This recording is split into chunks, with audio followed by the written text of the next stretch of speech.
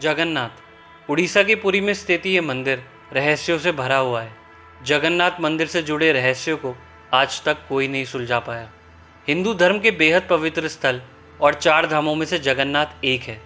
यहाँ हर रोज़ हज़ारों लोग दर्शन के लिए आते हैं। माना जाता है कि जगन्नाथ के दर्शन करने से भक्तों की सभी मनोकामनाएं पूरी होती हैं और सारे पाप धुल जाते हैं।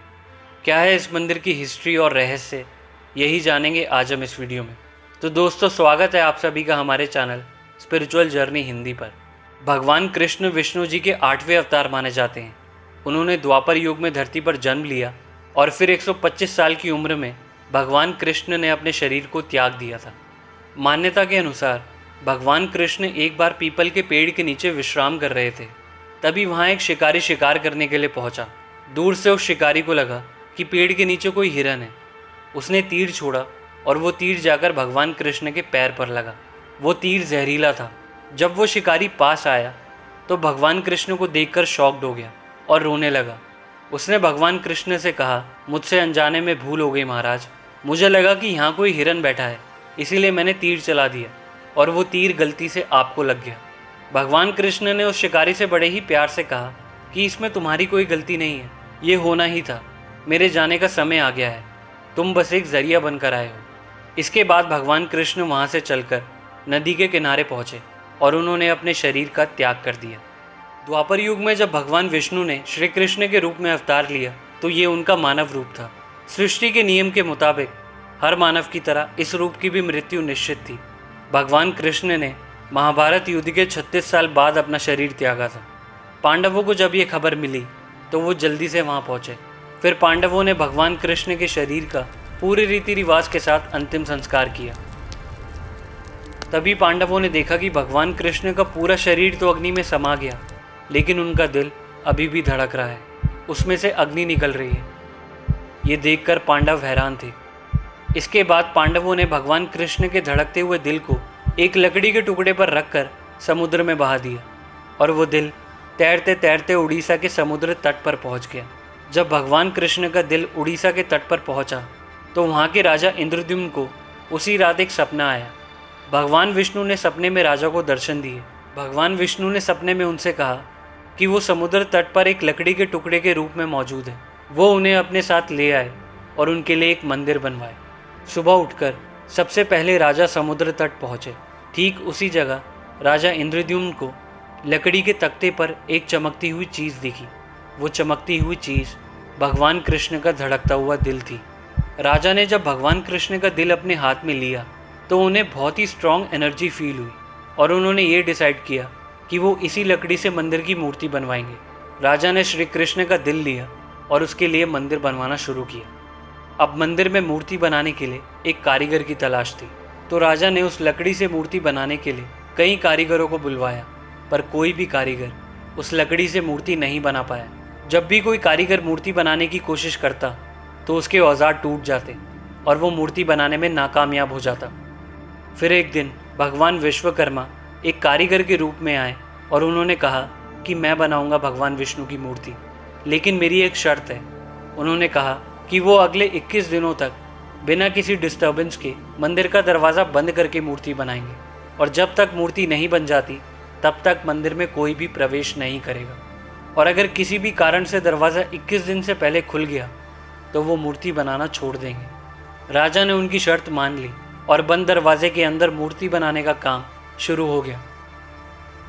राजा ये जानने के लिए कि मूर्ति का काम हो भी रहा है या नहीं, वो रोज़ दरवाजे के बाहर खड़े होकर मूर्ति बनने की आवाज़ सुनते थे। एक दिन राजा को अंदर से कोई आवाज़ सुनाई नहीं दी, तो ये देखने के लिए कि अंदर काम हो भी रहा है या नहीं, 21 दिन से पहले ही मंदिर का दरवाज़ा खोल दिया गया।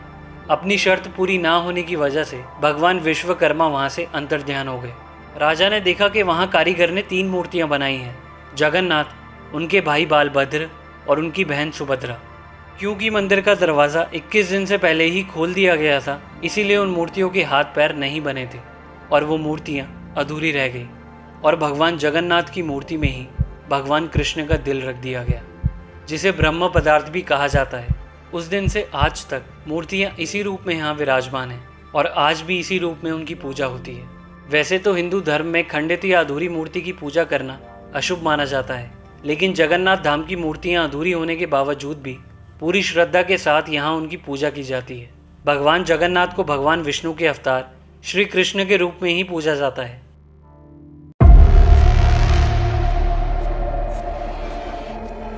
आपने अपनी लाइफ में जितने भी मंदिर देखे होंगे, उन मंदिरों में भगवान की प्रतिमा की एक बार स्थापना हो जाती है तो वो प्रतिमा एक ही रहती है, उसे बदला नहीं जाता। पर जगन्नाथ मंदिर में ऐसा नहीं है। हर 12 साल में इस मंदिर में एक रस्म होती है जिसे नभा कालेबर कहा जाता है। नभा का मतलब होता है न्यू एंड कालेबर का मतलब होता है बॉडी, जिसका मतलब होता है न्यू बॉडी, यानी कि नया शरीर।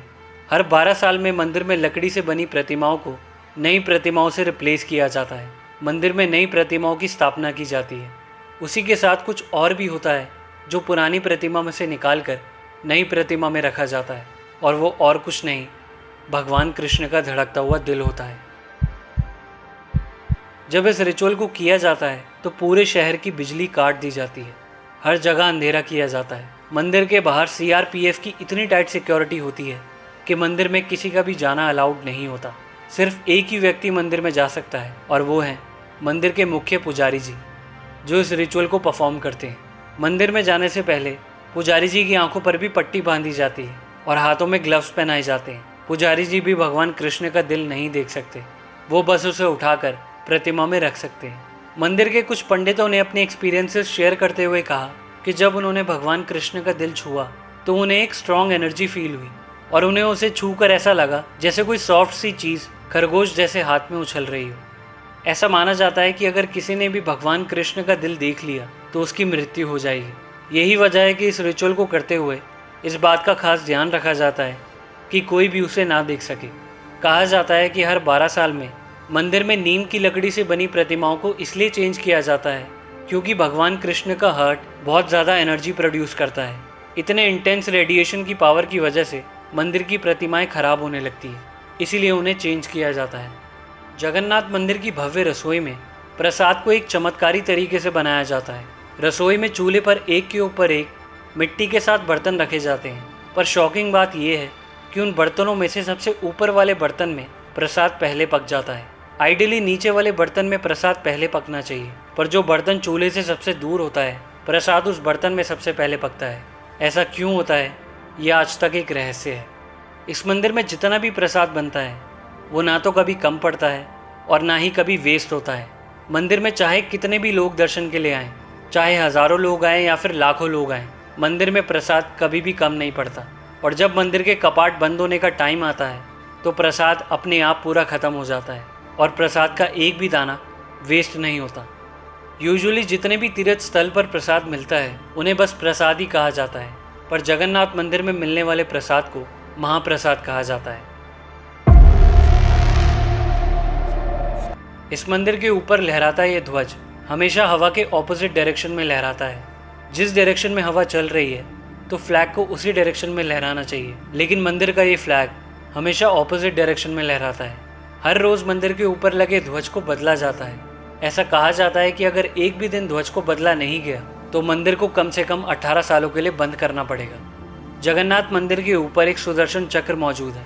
आप उस सुदर्शन चक्र को जिस भी साइड से देखेंगे तो वो आपको अपनी ही तरफ फेस किया हुआ दिखेगा।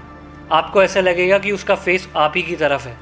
जगन्नाथ मंदिर के ऊपर आज तक कोई पक्षी नहीं उड़ता, ना ही आज तक कोई प्लेन मंदिर के ऊपर से निकला है। ऐसा नहीं है कि यह जगह नो फ्लाइंग जोन है, पर ऐसा होता ही नहीं है। जगन्नाथ मंदिर के पास ही समुद्र है। आपको मंदिर के बाहर समुद्र की लहरों की आवाज़ आएगी, पर जैसे ही आप मंदिर के अंदर जाएंगे तो आपको समुद्र की लहरों की आवाज़ आना बंद हो जाएगी।